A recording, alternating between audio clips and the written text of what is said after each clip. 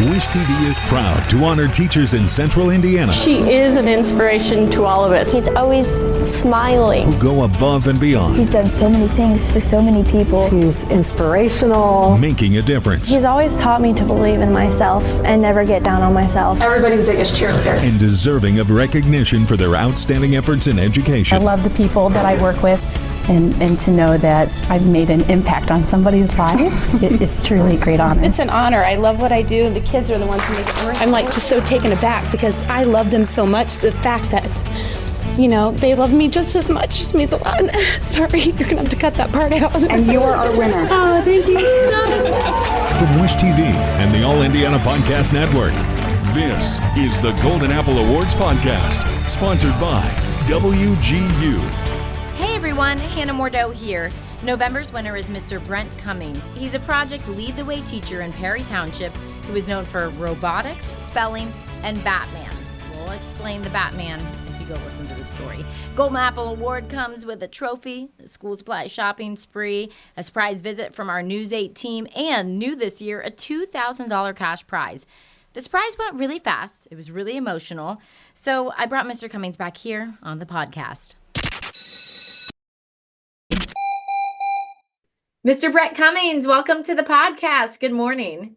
Good morning, Hannah. Thank you for having me on your podcast. I'm so excited to chat. So your story just aired yesterday. What's been the response? What's everybody saying? It has been so surreal.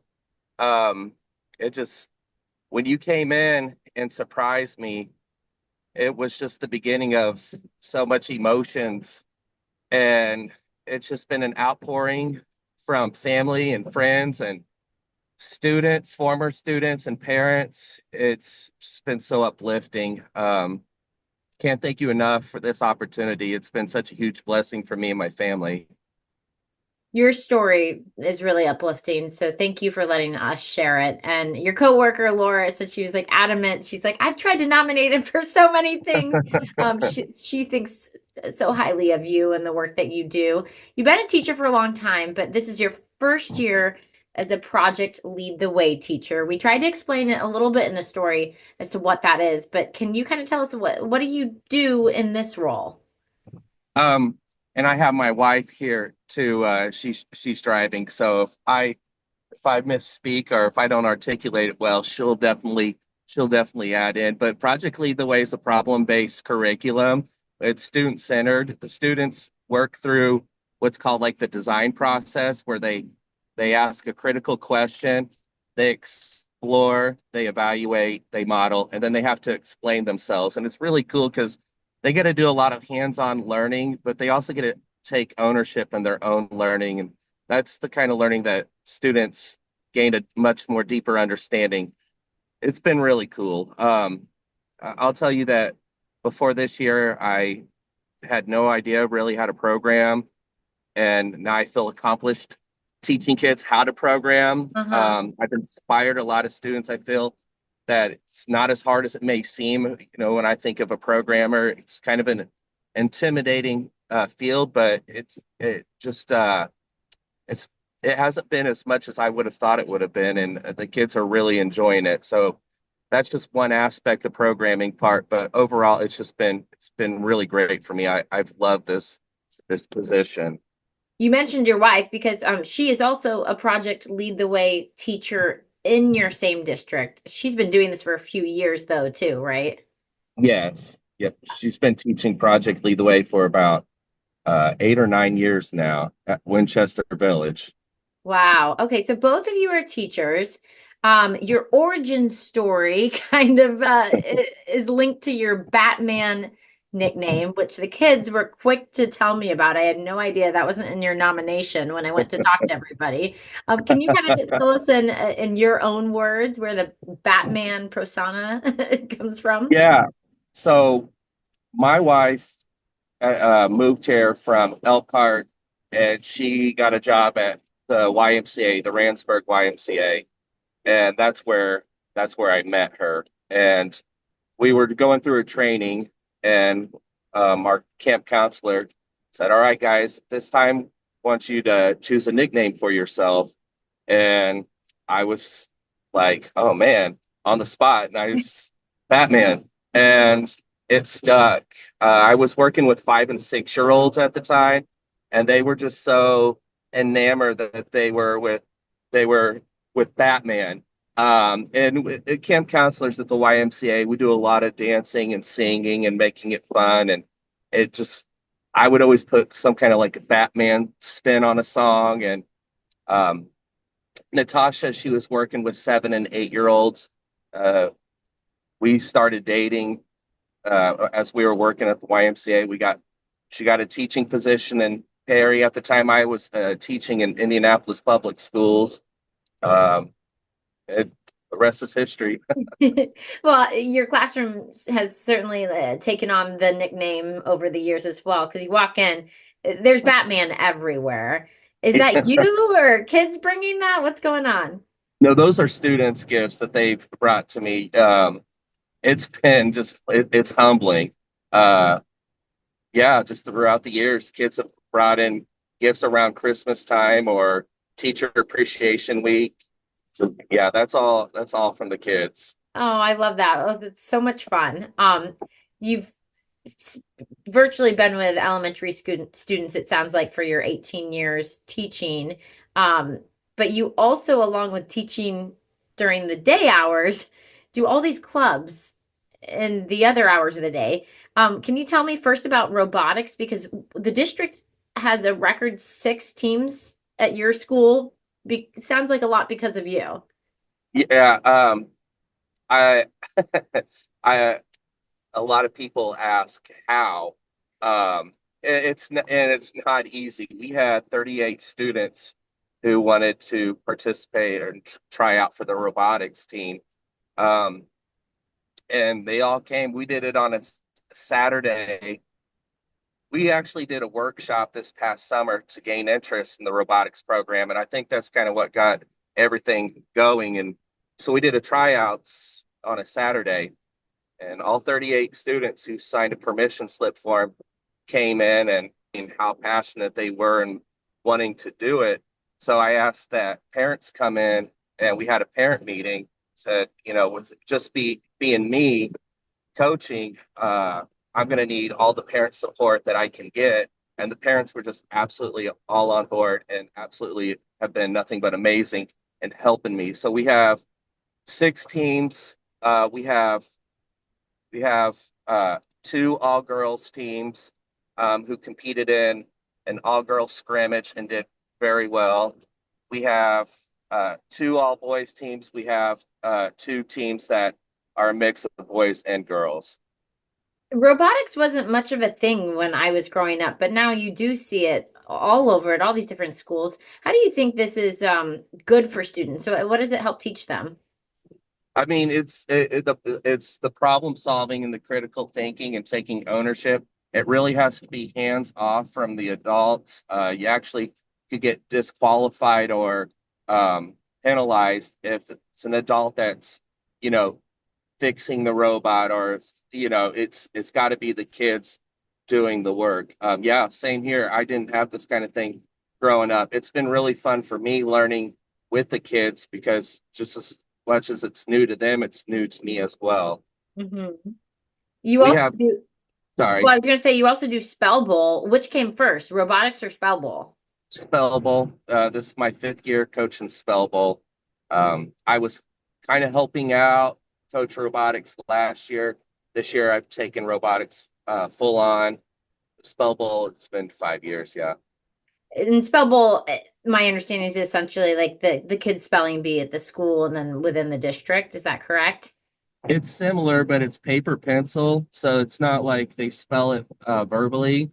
There's a list. The IASP provides a list in May that's a total of 750 words, and they're really difficult words. And then there's a state competition that's held in November, and your top 8 students for your team go up and they spell 7 words that are chosen at random. So you don't know those words ahead of the time. They're just one of the words from that 750 list. Wow. Yeah.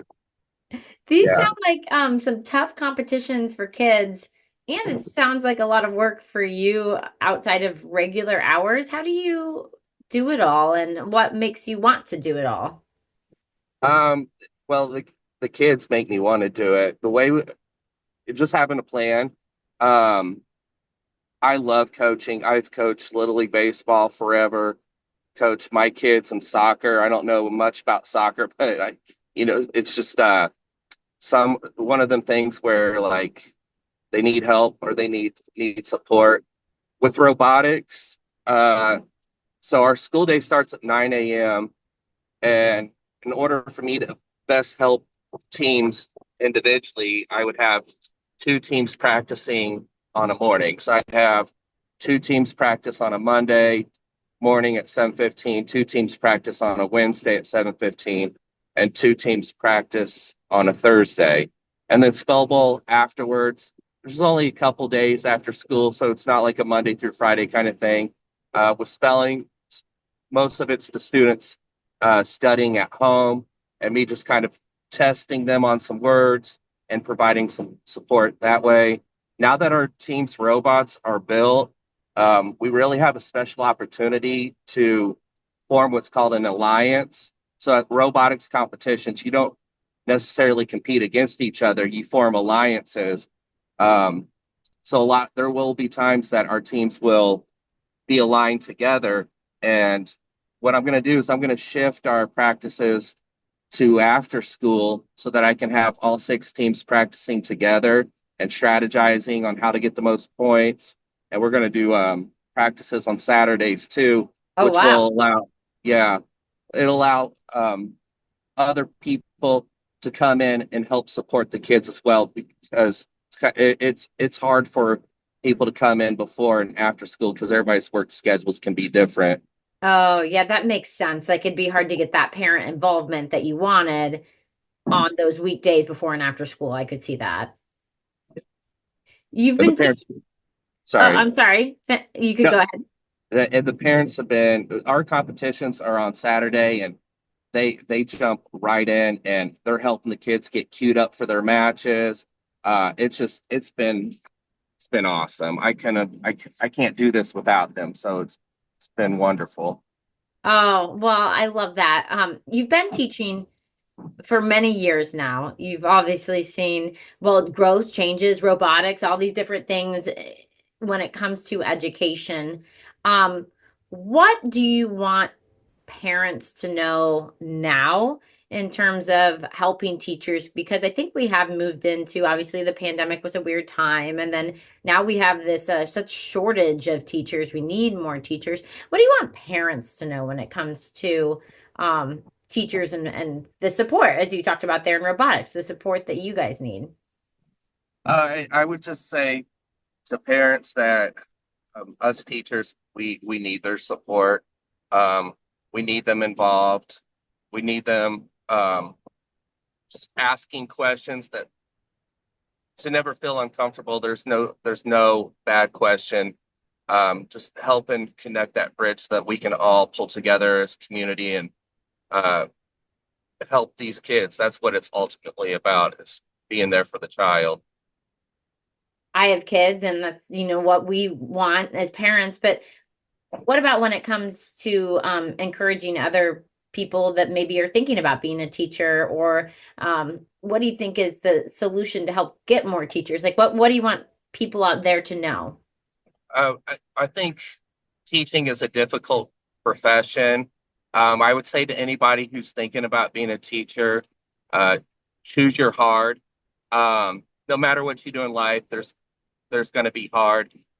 Teaching is a profession where you get rewarded, not necessarily with like monetary, but just like things that fill your soul and fill your heart. Um, we don't, as teachers, always necessarily know the impact that we're having on students at that time, but it's the times where you get acknowledged, like me these past few days, where students start coming back and they're like, you made a difference in my life, and thank you for pushing me, or thank you for believing in me when I didn't believe in myself. And that's the kind of stuff that it just, I don't know. I would encourage everybody to get that feeling, and you get that feeling by making a difference, whether that be whatever that position might be. You most definitely get that opportunity as a teacher. I know starting out in any career, the first few years can be really hard. It was that way with our industry, and then you get more adapted to it and used to it a little bit. Do you think that the first few years of teaching is unfortunately like weeds people out, or what do you hope that people could overcome those first few hard years? Yeah, most definitely.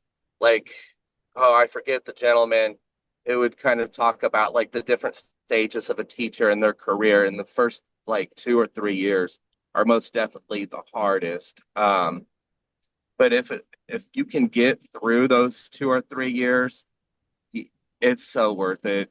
Mm-hmm. It is. And then you know, you never get comfortable. You've always got to keep on. You have to have a mentality that's one of willingness to learn, wanting to grow professionally, and that's what it is when you jump in your first or second year. You're learning, you're growing, you're going through growing pains at that point. But then you find your niche. We have teachers in this profession who are really organized, that are just like task managers, that do such an awesome job thinking about things that not necessarily somebody else would. We have teachers who just really inspiring. It takes all walks of life for our community to come together for kids. So I would encourage everybody's got something that they can bring to help offer a child. Finally, for anyone who saw your story, what do you hope that they learn or take away from it? For me, having this opportunity to receive like so much love and support, I hope people know that I'm really having a hard time articulating this. I want people to take away that this wasn't something I ever expected or saw in myself. I wasn't somebody that thought, oh man, I wonder if this is going to be the month that I get a Golden Apple Award. Like, not even in my wildest dreams. I had no idea that Laura Spangle was behind the scenes nominating this for me. Go out there and do it. Do it today. And it doesn't have to be like, oh, I'm going to decide I want to be a teacher today, which would be awesome if they did. But it might be something simple as just like doing something kind for somebody else. I hope that's what I hope that's what comes out of all of this. And thank you for providing this for me and my family, Hannah.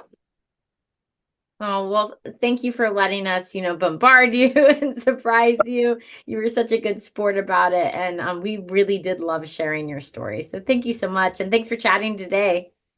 Yeah, thank you. Congratulations to Mr. Cummings. He truly is an inspiration and a superhero teacher. From Wish TV, I'm Hannah Mordeau. We're going to continue honoring teachers here in Central Indiana who go above and beyond to make a difference in children's lives. So, if you know a teacher who deserves recognition, please nominate them for the Golden Apple Award. It is so easy to do. Just send in a detailed nomination at wishtv.com/goldenapple and listen for the next winner right here on the All Indiana Podcast Network. The Wish TV Golden Apple Awards are sponsored by WGU. Nominate a teacher and learn more at wishtv.com now. Be sure to follow and subscribe to this podcast and discover even more great podcasts now on the All Indiana Podcast Network at allindianapodcastnetwork.com.